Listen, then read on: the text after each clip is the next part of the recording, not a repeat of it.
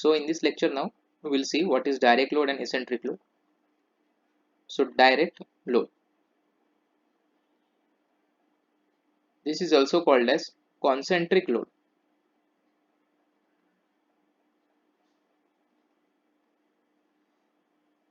Now what is the definition for this? If a load is acting, if a load is acting at centroid of section, at centroid of section, then such load is called as direct load.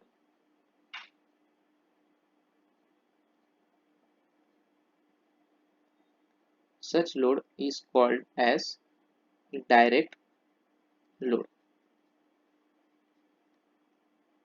Okay, there is one more definition that we'll write.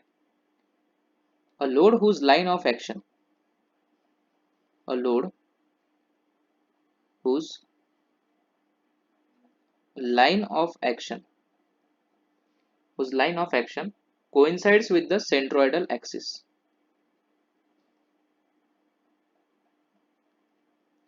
Coincides with the centroidal axis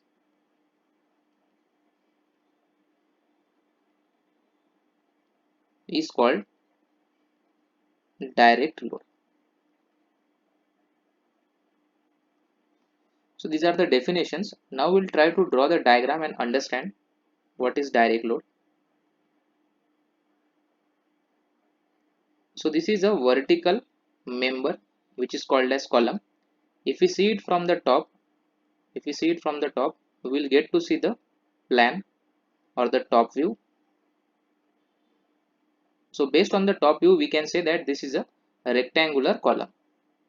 Now for the rectangular section, there is one point which is called as the centroid of the section, and the axis which is passing, or the line which is passing through the centroid of the section, it is called as centroidal axis. Now according to our definition, if the load is acting at the centroid, okay, if it is acting at the centroid, then this kind of load, or this load, is called as direct load. Okay, so the load should be acting at the centroid. There is only one point in this section which is the centroidal point, okay, or the centroid of the rectangle. If the load is acting at the centroid, then it is called as direct load. Other than this point, if it is acting any other point, if it is acting at any other point, then such load is called as eccentric load.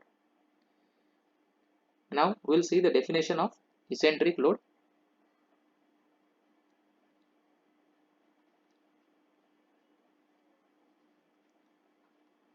Eccentric load.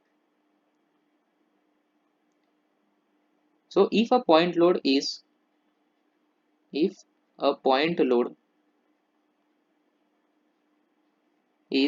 not acting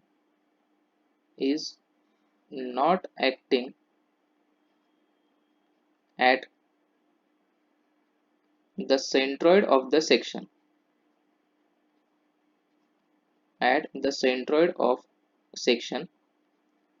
then such load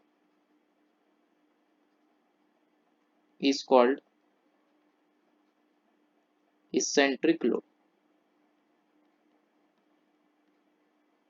Eccentric load. So there is one more definition that we'll write. A load whose line of action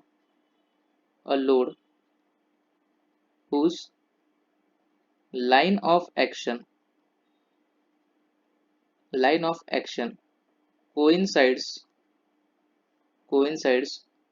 with, okay, whose line of action does not coincide, okay, does not coincides with the centroidal axis.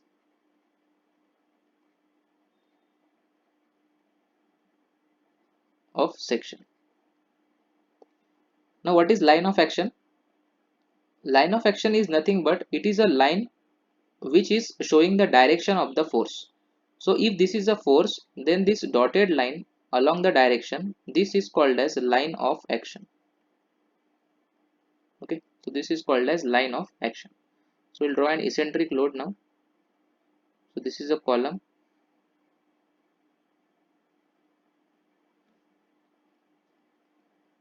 So if we see it from top, we'll get to see a rectangular section. That means it is a rectangular column.